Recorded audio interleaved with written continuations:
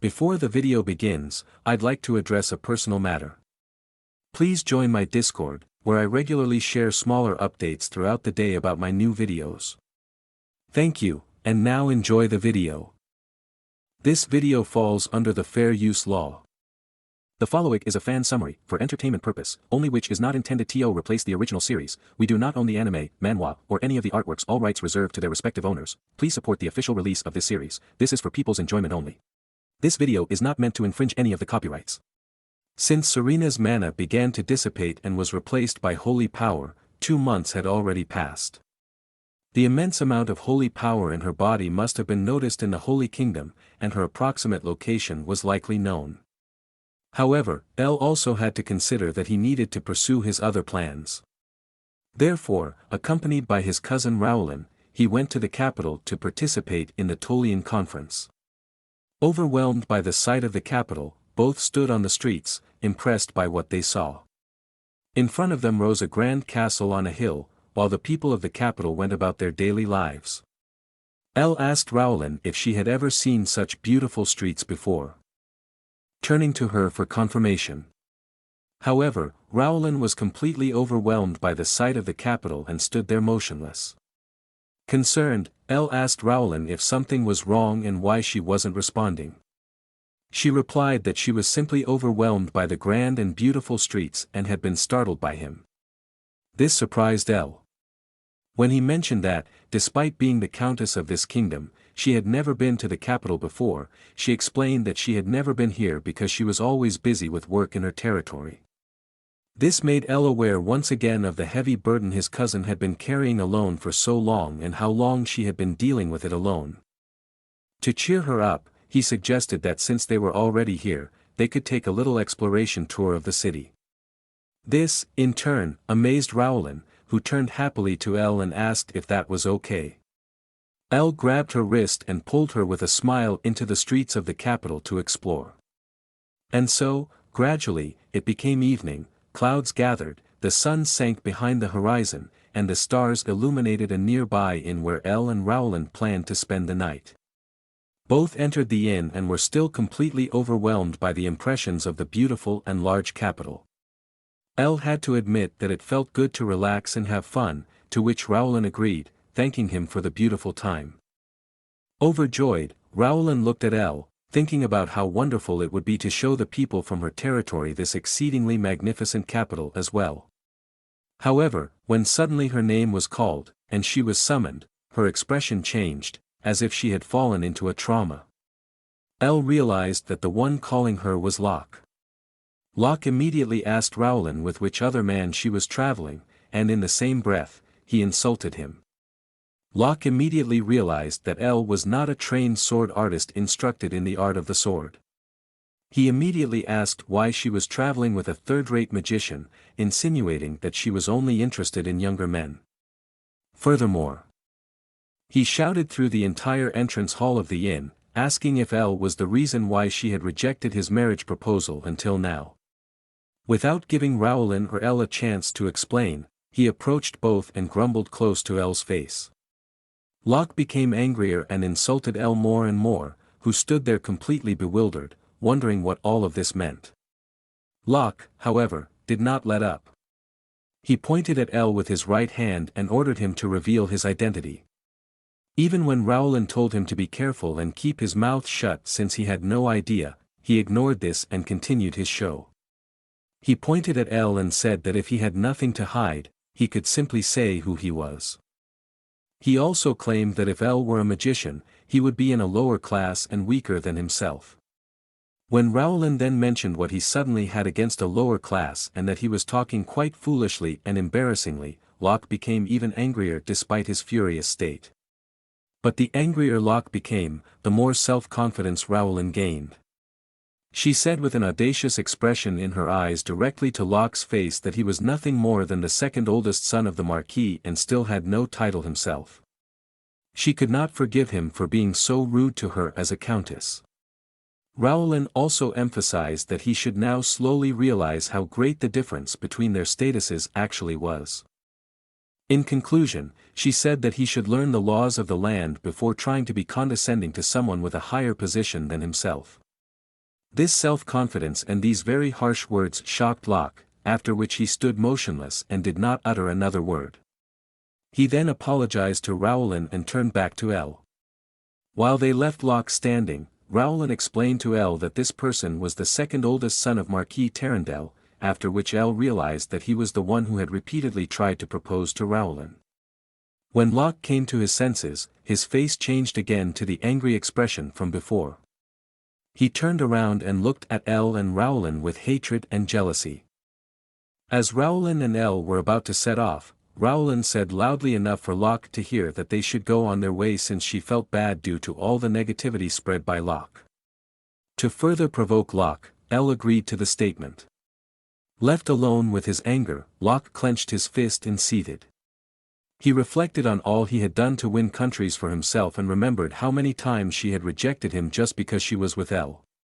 Nevertheless, he did not want to rely on that and swore revenge on Elle, even if it would happen at the upcoming conference.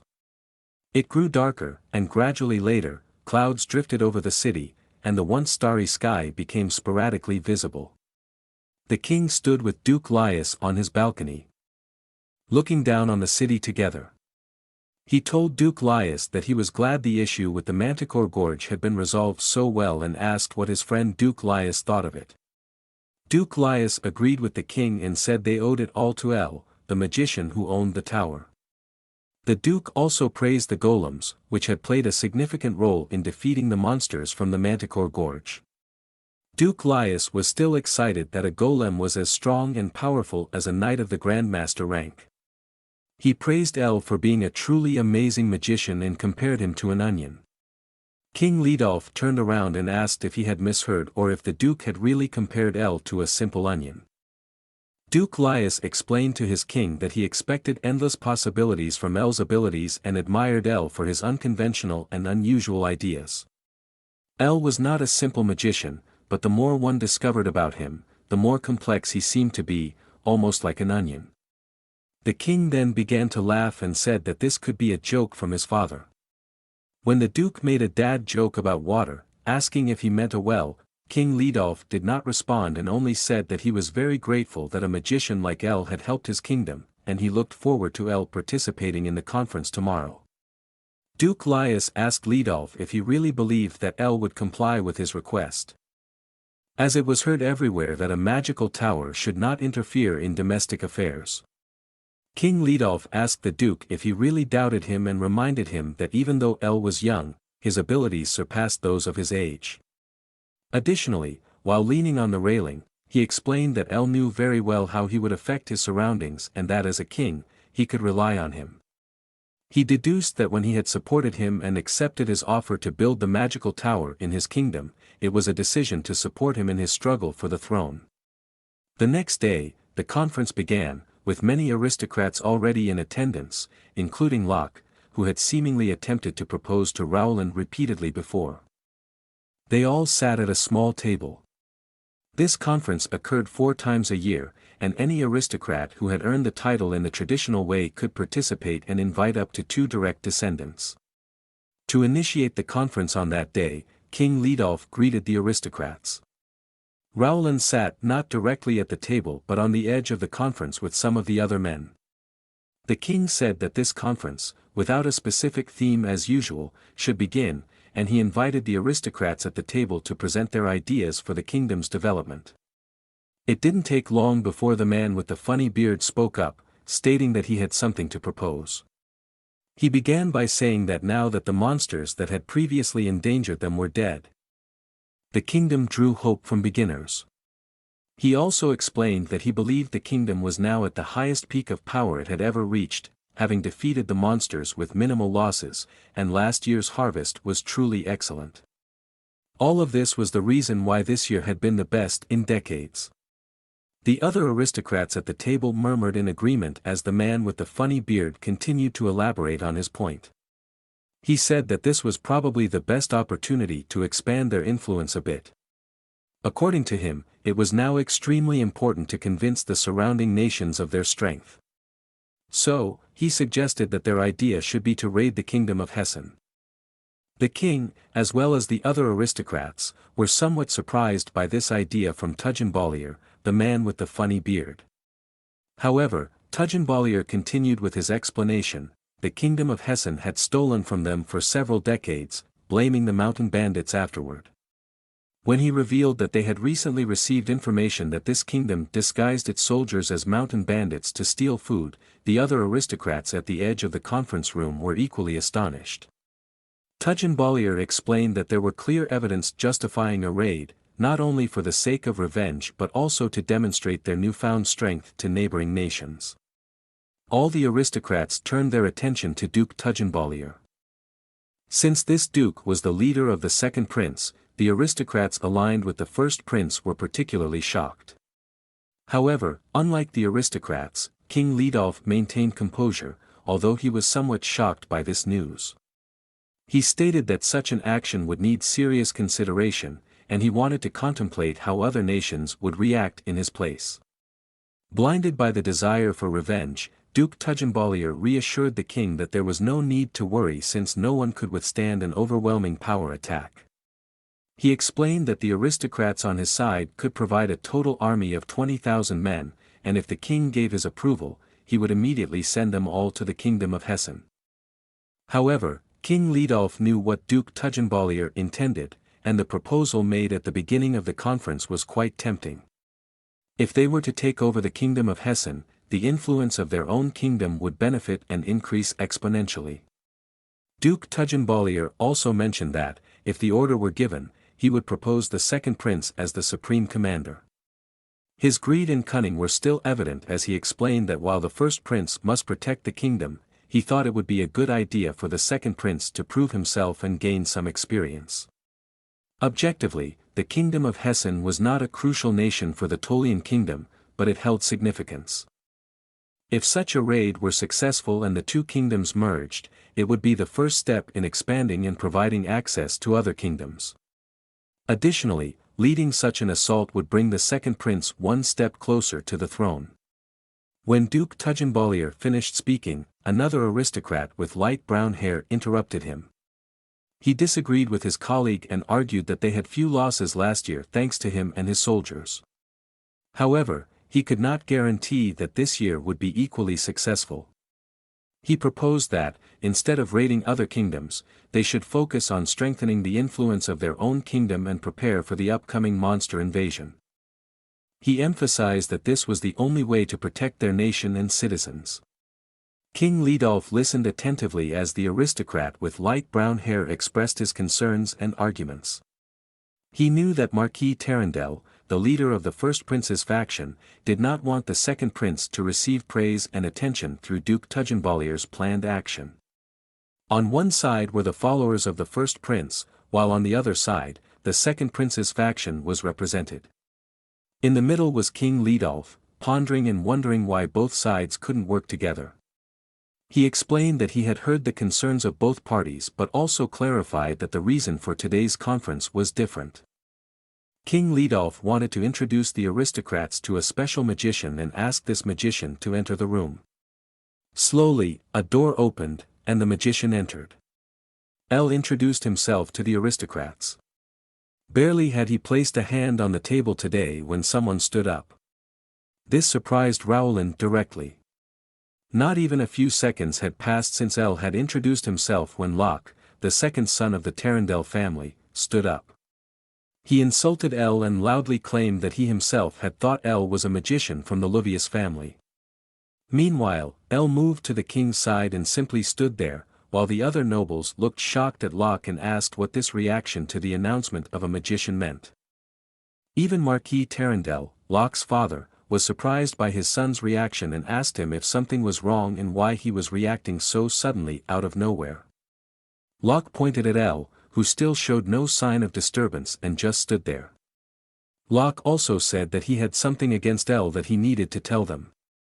He went on to say that he had seen El last night at a hotel in the capital and that he had behaved outrageously there. He placed his hand on his chest and told everyone that El was a third-rate magician who had insulted him there. He also mentioned that it was publicly known that he had been proposing to Countess Luvius for a while, and El had interfered to prevent him from marrying her. While his father stood shocked beside him, Locke continued to tell that even though he didn't have a title yet, he was a significant and important personality in the kingdom. Furthermore, he was the second son of the Tarandel family, not to mention that he also came from noble blood. He then asked the gathering how he could forgive El and maintain his pride as a noble when he had so obviously insulted and degraded him. Subsequently, Locke turned directly to the king and requested him, under no circumstances, to trust El but to punish him immediately. This surprised Leadolf, as he had not expected such a reaction to El's introduction. The conference fell silent for a brief moment, during which Locke continued to glare at El with the same intense hatred as their first encounter. Locke was so consumed by his hatred that he could only think about his nobility and believe that those who stood in his way should know their place in society. He felt that these people deserved special punishment. Over time, it became increasingly difficult for El to suppress his laughter, and a small grin slowly escaped him. King Leadolf cleared his throat before the situation could potentially escalate further and told the aristocrats that everyone, especially Locke, should please calm down. Pointing to El, King Leadolf stated that this young man was one of the greatest strengths to propel their kingdom forward and secure their future. Finally, he reintroduced El as the owner of the magical tower. The king's words stirred the crowd, and the aristocratic men, once again shocked, wondered if they had heard correctly. Like the nobles currently debating the order of the heir to the throne, the appearance of a 7th-level magician was like a wild card that could reshuffle the dice and bring victory to their faction. Some of the noble individuals recognized that a magical tower could only be created by a magician of the 7th level or higher and wondered if this young man was indeed such a magician. Because if this were true, said another noble, El would be on the same level as a Marquis. El's grin continued to spread across his face, as if he had been waiting for this moment. With a smile, he raised his hand to the sky and told the noble people that if they had any doubts, he would be happy to give them a little taste of his power. As he spoke, he channeled his mana around him, and a blue magical circle appeared beneath him. He prepared to unleash his magic. Above the heads of the aristocrats in the middle of the room, a small magical pool of mana appeared, which, after a few seconds, split into smaller sparks of mana, enveloping the surroundings in El's mana. The nobles in the room were fascinated by this spectacle, marveling at how beautifully the mana spread throughout the space. However, they also realized that this mana was a massive amount, and the air around them became increasingly dense. Their doubts about El possibly being an imposter were suddenly blown away. Even Marquis Tarandel, as well as his son Locke, marveled at the small spectacle and were surprised by El's impressive power. When El saw that his little demonstration had the desired effect, he was pleased that his plan had succeeded and looked confidently into the still astonished crowd of nobles. King Leadolf suddenly burst into laughter and said that once again, El had performed extraordinary magic, praising him for it. This caused El to lose eye contact with the front and look down at the king. Leadolf looked up at El over his shoulder and told him that it seemed like all the nobles now believed in him, and he might think that the presentation was enough. El understood the words of his king and interrupted his magic, causing the sparks in the air to turn into tiny particles, sprinkling down like fairy dust on the noble aristocrats. Locke, now realizing what he had just uttered and the powerful magician he had confronted, became frightened. The hand with which he had confidently pointed at El just moments ago was now cautiously and fearfully drawn close to his body. El recognized this and thought that his demonstration had probably been enough and hoped that Locke would leave his cousin Rowland alone in the future. However, he also realized that if this wasn't enough, he would not be so kind and would not hold back in the future. Locke became increasingly aware of the situation as he looked at El's face. Even his own father had to acknowledge the mess his son had made and dared not take sides, as it could mean that El would now decide against the prince's side. Thus, the Marquis turned his face away from his son. El realized that he would ruin the atmosphere at this table and that, thanks to him, further discussion might not be possible. So, he stated this directly and made it clear that he would now leave. King Lidolf apologized for it and regretted that El had made the whole journey to this conference for this reason. As El walked toward the door through which he had entered, he said that it was okay. Before opening the door to leave the room, he looked back at the king and all the nobles and told them that he looked forward to the future with them. Then he closed the door behind him. After El's performance, Rowland couldn't help but laugh, knowing that El had planned everything exactly as it unfolded and that the plan had once again completely succeeded. King Lidolf reiterated that El was the savior of their kingdom and currently the most important person in the land. He also told them that he would like them all to approach him with the utmost gratitude they can muster. Without needing to say it, everyone felt that Prince Judmian, the third prince, supported by the hidden power of the royal family, had the highest chances of becoming the next king. Moreover, it was clear to everyone that the king, openly advocating that the master of the magic tower was the most important person, would benefit King Lidolf from the growing power of the master of the magic tower, which in turn would strengthen the power of Prince Judmian, supported by the king. This was particularly understood by Marquis Tarandel, who supported the first prince, and Duke Tugendbalier, who supported the second prince. Both knew that they had to be especially cautious and act cleverly if they wanted their faction to end up on the throne. King Lidolf announced that they would need to reconcile and discuss the matter of the Hessen kingdom and the power of the magic tower master together. And that's why the whole topic would be postponed for the time being. This announcement surprised Duke Tugendbalier, who had not expected such an outcome. Then King Lidolf asked if there was anything else on their agenda, to which no one said anything. Lidolf became a bit more serious and, with his royal authority, said that if this was the case and no one had anything more, they could end the conference here. He also made it clear to everyone that if they had further questions about El, they should save them for the next conference. After that, the king left the room and went on his way. He walked alone along a small narrow corridor and knocked on a door at the end, leading to Princess Elisa's study room. A very feminine, bright voice from the room asked who was knocking at the door, to which Lidolf said it was him. Princess Elise happily said that her father could come in. He directly opened the door and then said that he had finally found her and that this must be the place where she was. He looked at his daughter Elise, who sat in a leather chair in front of a bookshelf, reading a book alone. He knew that his daughter loved books above all else. King Lidolf entered the room and said that she was now 17 years old and the smartest and wisest princess far and wide, and that's why he had always trusted her. Elise thanked him for the compliment, and she immediately knew what her father was getting at. She also had no fear of directly asking him.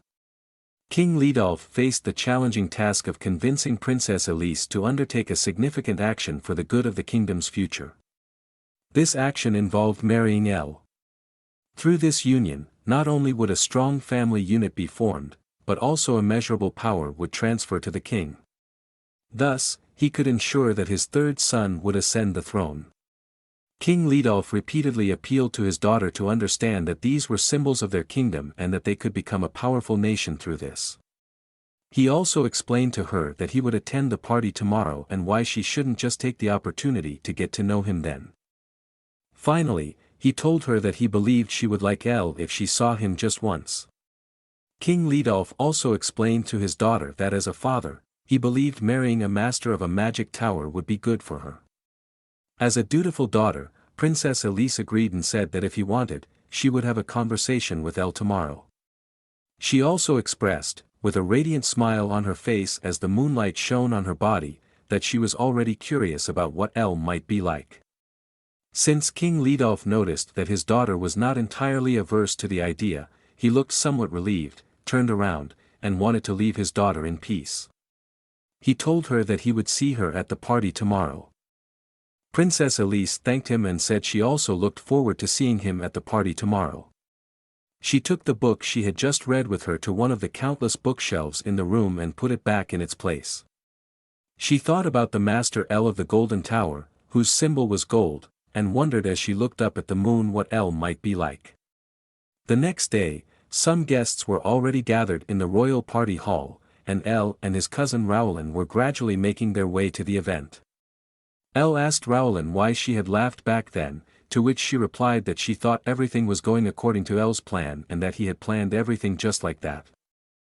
Elle explained to her that his intention was that people could be convinced much faster with actions than with words, and that his demonstration was meant to ensure that they would not act recklessly against him in the future. Elle also noticed something about Rowland's clothing, prompting him to address it. She asked what he had with her clothing and wanted to know what Elle had to criticize. Elle explained to her that she was wearing the uniform of a knight instead of a dress, and why she did that on this day and at this event.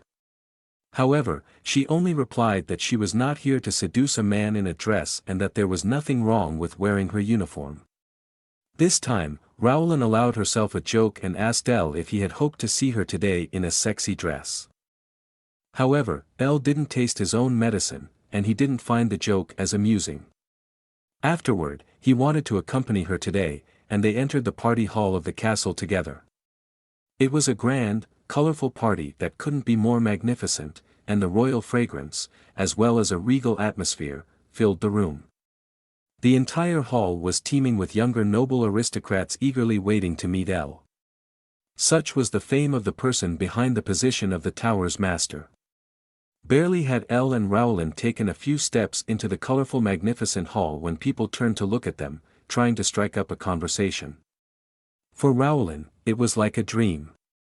Just a few weeks ago, she was a small countess in her own little territory, and now she stood at the center of politics, greeted by the highest nobles. She could never have dreamed that these aristocrats would approach her.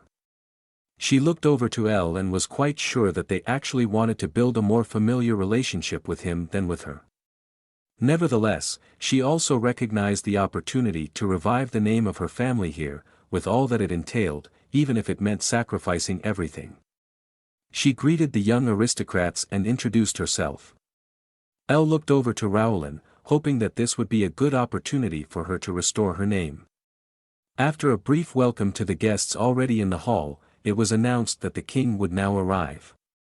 He entered the room with his daughter Princess Elise and took his seat on his throne. The king announced to the guests, all holding a red wine in their hands, that this party today was a welcome party for the tower master they had all been waiting for. He also announced that this master was present today, and they should all welcome him. The king then said they could now begin the party with a toast in honor of Elle. Elle was somewhat surprised as he did not know that he would now speak to the guests and propose a toast. He looked over to the guests, assumed a formal posture, introduced himself again, and thanked them for hosting a party in his honor. Then, he raised his two hands, brought them together in the middle, and conjured many small orange cherry blossoms into the surroundings. A kind of small rose storm spread in the hall, and many cherry blossoms fluttered around. The guests were visibly delighted and enjoyed the little spectacle. In conclusion, Elle once again expressed his hope that everyone had a great time today. Apart from the fact that small cherry blossoms floated throughout the entire hall, Elle's spell also achieved something else. The stressed thoughts of the nobles, fighting each other to see their party on the throne, eased somewhat, and their nerves relaxed. When Elle saw that the king and the princess could relax thanks to his magic, he looked overjoyed. However, he didn't feel very comfortable in the hall, where all eyes were on him. So, Elle went to one of the outer balconies, leaned against the railing, and looked out into the night sky. He sighed and thought that places where many people gathered were always extremely exhausting for him. He just couldn't get used to so many eyes on him. In this life, however, he had the added challenge that those many eyes might be from nobles of different families. After these thoughts, he took a deep breath. At that moment, another person approached from behind. She exclaimed that she had found him now and smiled. Curious, Elle turned around and recognized that it was Princess Elise. She, in turn, was surprised that he recognized her. As polite as appropriate, Elle said that there was no other option for him but to recognize the princess of the kingdom in which he lived. Princess Elise said it was an honor to meet a magical tower master. She continued that due to Elle's wit, she thinks he already knows why she visited today. El listened silently for the moment and then said that he thought His Majesty, the king, had spoken to her about a potential marriage. He also mentioned that he knew she was a very intelligent and wise woman as a princess and that she had rejected many possible suitors in the past. That might be a reason why she would initiate the conversation first. The princess confirmed his intuition and praised him for being truly amazing. However, Princess Elise also clarified that she was not only here to fulfill her father's request. She explained to El that she wanted to get to know him and found him interesting. This surprised El even more, and he asked if he had heard correctly. Princess Elise told him that she had heard they were the same age and that he had already reached the 7th level of magic. That, she said, was no reason not to engage in a conversation with such a person. This shocked El even more, and he noticed that the vibe of this conversation had completely changed. The conversation started with the princess fulfilling her father's request, but it shifted towards her own curiosity as she asked El how on earth he acquired such abilities. The princess looked at El with bright eyes, eagerly awaiting his response. El scratched his cheek and told her that she might not believe him. But he had taught himself everything. The princess was taken aback and said she thought geniuses were just born as geniuses. However, El looked at the princess and, with a clear expression, stated that he was not a genius and that it was an absurd assumption. He believed that whether he was in the 7th or 8th grade of magic, he was ultimately just himself and by no means a genius. He also said that he was just one of the many people in this world, and there was no difference between him and others. For a brief moment, Princess Elise fell silent. She then said that she was actually just curious, wondering if he thought differently than everyone else, given that he had reached the level of an archmage at such a young age. She continued to explain that she was the princess of the Tolian kingdom, a woman with duties and rights but not the ability to do whatever she pleased. She also told El that, for now, she was restraining her own will, even though she knew it wouldn't ultimately help the royal family.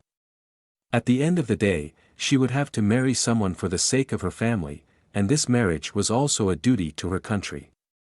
When El said that this wasn't true, Princess Elise widened her eyes.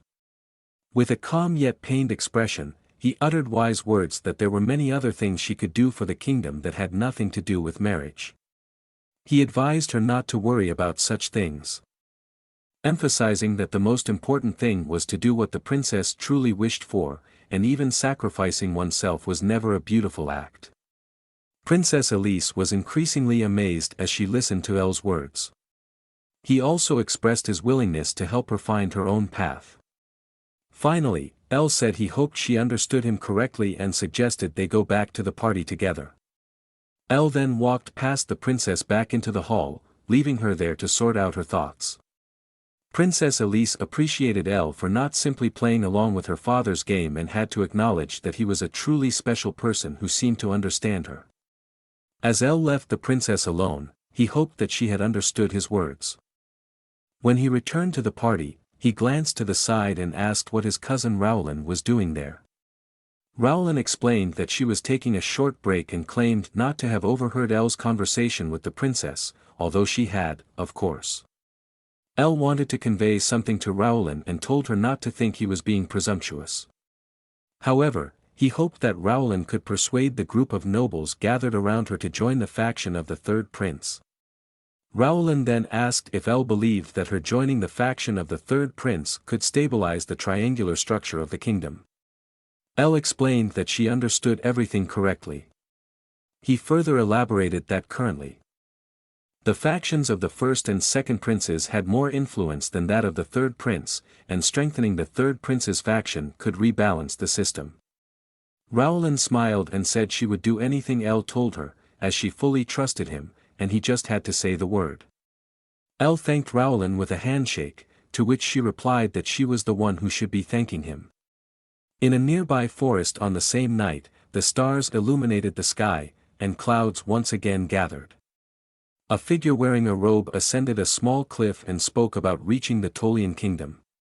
This was the place High Priest Artemos had instructed them to find, along with a few other priests. Revealed to be the Radiance Knights, they were there to carry out the mission to search for the Holy One.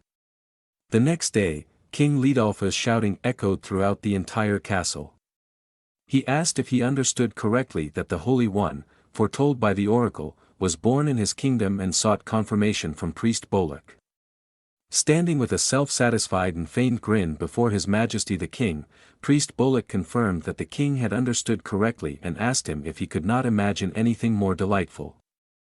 King Leodolph, however, asked Priest Bolek if he was sure he was interpreting the oracle's prophecy correctly. Bolek explained to the king that if they were wrong, another faction of the Holy Church would search the surrounding nations. Nevertheless, the church was confident, and all signs pointed to Leodolph's kingdom. King Leodolph had to think for a moment. He rubbed his face, pondering whether the Holy One could truly be in his kingdom and what this would mean for him. If the Holy One were indeed in his kingdom, it would mean that the power intended to emanate from the Holy Kingdom would significantly increase. Currently, although the Holy Kingdom had roughly the same sized army and territory as his, it was already much stronger, possessing the power of one of the 10 Grandmasters. Even other nations could not easily contend with the Holy Kingdom. Therefore, King Leodolph concluded that it would be better to assist the Holy Kingdom in its mission to find the Holy One. He asked Priest Bolek how he could contribute to their cause. However, Priest Bolek said they currently did not need real help as they could control the Holy One with their strength. What they needed more was a leader who could bring the Holy Knights to the location dictated by the oracle. King Leodolph was somewhat surprised that the priest had merely requested a leader and asked where the land was that the oracle had predicted. Priest Bolek narrowed his eyes slightly and said that the place they needed to go would be near a Levitan plateau and have rugged terrain. He thought it might be a location near the monster land in the west of the continent. Leodolph immediately knew which place he was referring to and asked if that was really the case. However, King Leodolph also explained to the priest that the place he meant was a very dangerous location, and the journey there would be challenging. He bid farewell to the priest, left, and said he would send someone tomorrow to guide him and his comrades to the mentioned place. However, he should rest for the journey today. Priest Bolek thanked the king for his cooperation and waved after him. As the king left his throne room and once again walked along a small corridor, he had to think about the troubles he was in. Immediately, King Leodolph deduced that the Holy One had a connection to El and that they would certainly not surrender. If this were the case, he knew he had to warn El immediately that the Holy Kingdom was after him. As he continued down the corridor, he called for his loyal friend Desalin and asked where he was. Hastily, he opened a double door and found Desalin comfortably sitting at the table, enjoying his lunch with a few delicious dumplings. Leodolph immediately rushed to Desalin, interrupted his meal, and ordered him to connect him promptly with the magical communication line to the magic tower. Before Desalin could ask questions, Leodolph pointed out that a significant storm was brewing, and they had no time to wait. It took quite a while to establish the entire barrier over the entire Manticord Valley. El, who was on the 7th level of magic, had to work with his mother Cilfir continuously on this barrier for over a year. But in the end, the result was impressive. When El and his mother checked the results of their work, they were confident that they could now live safely, and the barrier should withstand many attacks. Using the strong erosion because it was in the ground, they subsequently overlaid the barrier to make it even stronger.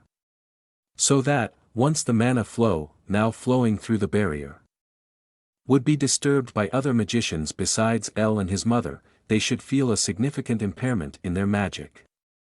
Other magicians in this area cannot properly manifest their entire magic. As El and his mother inspected the barrier, his mother praised him for becoming more incredible every day and that the barrier they created together was truly impressive. El wanted to reassure her and told his mother that even if they shouldn't encounter any problems in the near future, it would be better to be cautious. As fate would have it, at that moment, his sister Kaina came running and called frantically for El. As his sister ran towards him, El asked what was going on. Kaina wrote while running that he had received a magical message and that he should come quickly. El and his mother were somewhat surprised by the message and wanted to quickly follow up to check what the magical message was about. El ordered his mother to please retreat to the magic tower to rest for a bit and then quickly teleported away. However, her maternal instincts told her that something didn't feel right, and she began to worry. El, who had teleported directly to the tower, was in his office, looking at a mirror where he saw his reflection. He walked up to the mirror, stretched out his hand, and received the message from King Lidolf, who appeared in the mirror. King Lidolf mentioned that it had been a while since they last saw each other and explained to El that it was an emergency. Curious, El asked what was going on, speculating that it must be the Holy Kingdom wanting something from King Lidolf. Shocked, Lidolf asked how El would know that again. El replied that he had already heard that the Holy Kingdom had invaded nearby territories and was exploring them. The king, curious, asked El if what he heard was true and if there was a new saint in his kingdom. El confirmed this truthfully. The king then made it clear that if the saint was with them, he would not be able to avoid a conflict with the Holy Kingdom. Additionally, King Lidolf asked El if he already had another plan for this, as the Holy Kingdom had people with a strong army who would not hesitate to resort to death. El had to control his emotions and clenched his fist. He explained to the king that the saint was a member of his family and that his plan definitely did not involve handing the family member over to the Holy Kingdom just like that. El also explained the process of how a saint is born, that one day, a normal female magician loses all her mana and overflows with holy magic. He emphasized that they were just as surprised as everyone else. El told King Lidolf that they could not simply hand over a family member just because they now had a lot of holy magic within them. He said that the king would surely understand this if he knew how they had lived so far. El recounted the tragic past of his sister Serena, who led a terrible life as a slave until he and his mother took her in. He also explained to the king that his mother would not accept that her daughter should lead the life of a saint. Despite hearing the story, King Lidolf reiterated that on the other side was the Holy Kingdom, a powerful nation with countless holy soldiers who were so strong that even an empire would struggle to contend with them. Even El, who was on the 7th level of magic, should not have an easy task with them. El shouted down to the ground that even if that were the case, he would definitely not give up and had the confidence to protect his sister. He looked up and said that if he couldn't protect someone close to him, he couldn't consider that person part of his family either. The king was surprised by El's commitment to protect his sister. El continued by asking if he could pose a question to the king and requested that the king maintain a neutral standpoint until the issue was resolved. The king asked if that was all, to which El responded with a simple yes. He explained that if the king took a neutral standpoint, he could promise not to engage in any conflict with the Holy Kingdom and that he would overcome the difficulties. The king understood this and was also cautious not to reveal the location of El's magic tower. As the king spoke further, El listened attentively. The king mentioned that from the kingdom's perspective, they couldn't ignore a search request from the Holy Kingdom, and it wasn't easy to find a time-related solution to the magic tower. El responded that he was aware of this problem and that unfortunately, if the Holy Kingdom searched thoroughly, they would find it sooner or later. However, according to his calculations, this should take at least another month, and he was determined to solve the issues by then. The king understood and concluded by asking El to remember that he was a valuable ally of his kingdom. Even if the king couldn't directly support him now, he hoped that El would be safe. El thanked him, deeply touched that someone other than his family would be concerned about him. After bidding farewell to the king, who disappeared from the mirror, El turned around and walked to a large window in his room. He opened it and looked down at the city he had built. Clenching his fist, he reaffirmed what he truly wanted and what his current goals were. As the city sparkled in the radiant sunlight, El more than ever wanted to protect his family and those who were important to him, no matter the cost. The priest who had informed the king that a new saint was born in his kingdom made his way to Rowland's estate to continue the search for his saint. Rowland and the priest were in a room, and Rowland apologized for keeping him waiting. They sat across from each other at a large round table where El had previously sat with his family. Rowland warmly welcomed the priest, expressing that it was an honor to receive him as the Countess of the Luvius family. She added that she had heard he had a long journey and hoped it hadn't been too strenuous. The priest, leaning on the table in front of him, explained to her that he had been traveling for a month. At the same time, he thought about having a good feeling regarding the guide the king had provided for him. He recalled how the guide told him that the village he was looking for was in this direction, pointing in that direction. However, the priest doubted and asked the guide if this was indeed the right direction, actually thinking he had to go in the opposite direction. The guide assured him, though, that his direction was the correct one, as he was born and raised in this kingdom and knew it better than anyone else. The guide emphasized that he could trust him, and he would lead the priest in the right direction to the saint. As the priest continued to ponder, he concluded that his doubts were unfounded since the guide had led him to this estate and was personally endorsed by the king. Rowland politely inquired about the reason the priest would visit one of the pillars of the Holy Kingdom. The priest explained that she must have already heard about it and that he was currently in search of the saint who must be present in the Tolian Kingdom. He added that he would be very grateful if they could assist him. Rowland said that she would be more than willing to contribute in any way to help find the saint. The priest explained to her that the oracle had mentioned the saint being in a place overflowing with magic and that this place was also situated on a plateau, where the surroundings might be somewhat unpleasant. He asked Rowland if she had any idea where such a place could be. Rowland thought for a moment and told the priest that the environment they were in was permeated with a significant amount of magic everywhere, making it not particularly safe. Upon hearing this, the priest became more specific and directly asked if she was aware of the rumors about a new magic tower being constructed in the area. However, Rowland pretended not to know exactly where the magic tower was and explained that she had only heard rumors about it herself. The priest became more curious and continued to question Rowland. He told her that he had already searched the surroundings but hadn't found it yet. He speculated that the tower might be near the Manticore Gorge. Rowland's act weakened slightly, and she began to feel a bit nervous upon hearing the words, Manticore Gorge. She told the priest that under no circumstances should he venture alone to such a dangerous place, as he would undoubtedly find nothing there. However, the priest, recognizing Rowland's charade, asked her if it wasn't strange that despite being in the area for a month, he hadn't come across such a monster even once. He questioned whether it might be possible that all the monsters had miraculously disappeared for some reason. Rowland was shocked, and in the face of the priest's discovery, she couldn't provide a direct answer. She continued to play along and told the high priest that it was just because he was lucky and truly talented. She explained that it was surely because he left his divine power unused and needed to overwhelm the monsters around him, forcing them to flee early. The grin gradually forming on the priest's lips widened. However, he too understood the art of acting and didn't show anything. He put a hand behind his head, thanked his goddess, and told Rowland that he felt a bit embarrassed that she thought so highly of him when he probably just had luck.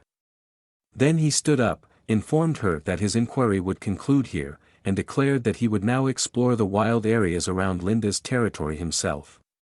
He apologized for taking up her time and continued on his way with the royal guide. When the guide asked where they were going, the priest explained that the saint could be found in the magic tower in the Manticore Gorge. With his goal so close in mind, greed reflected on his face, eager to finally locate the saint of his church. He was confident that they now knew the approximate location, and it would be easy to track her down.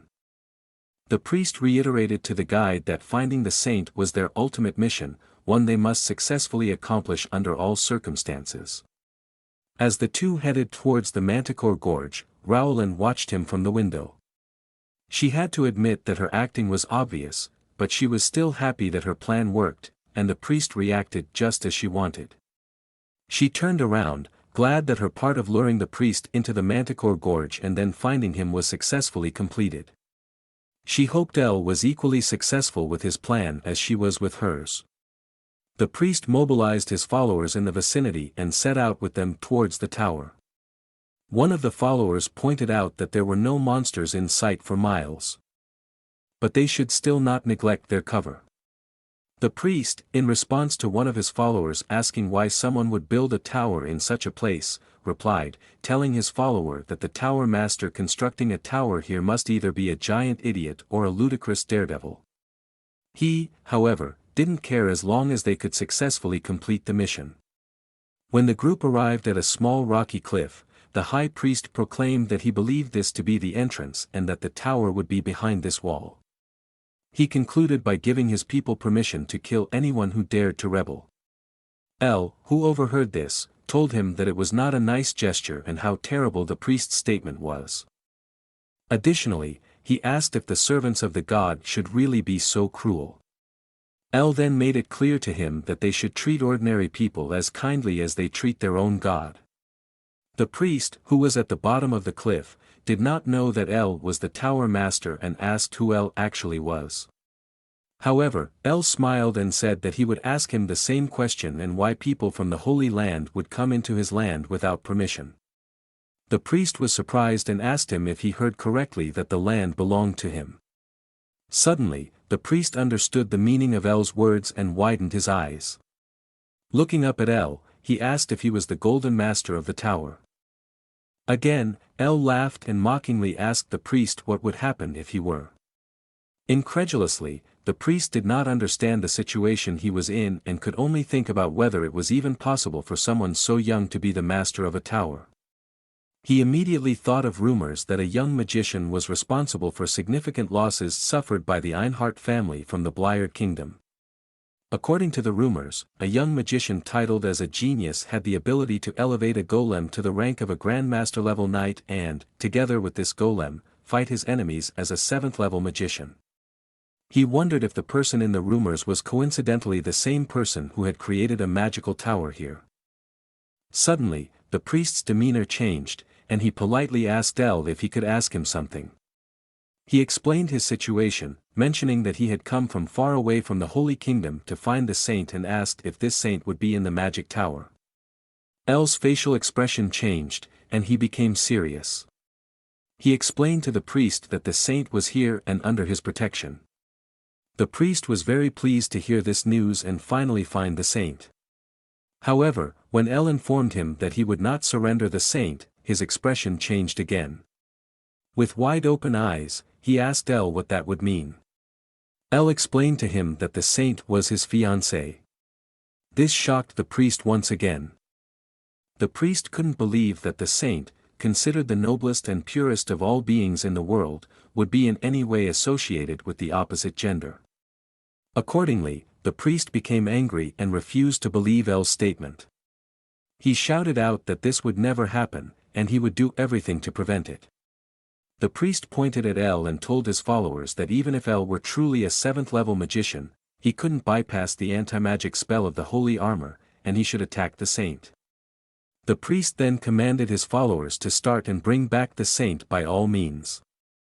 His followers raised their fists and were determined to carry out this task in the name of the deity. El just shook his head, expecting such behavior from the Holy Church.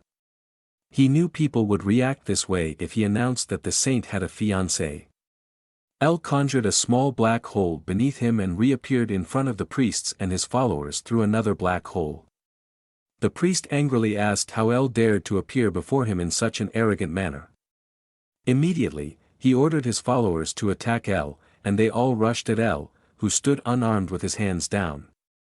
However, before they could get even a few meters closer, a magical circle began to glow green beneath them, and red flashes shot up. This made El laugh again.